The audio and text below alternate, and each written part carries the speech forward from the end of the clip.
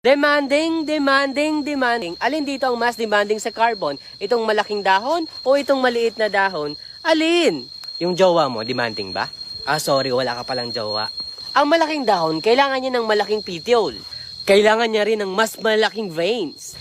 Para masuportahan ang malaki niyang dahon, kailangan ng malaking veins. Ang pagpapagawa ng halaman ng mas malalaking veins ay kailangan ng mas maraming carbon. Oh yes, carbon. Katulad sa pagpapagawa ng malaking bahay, hindi biro ang pagpapagawa ng malaking petiole at malaking veins.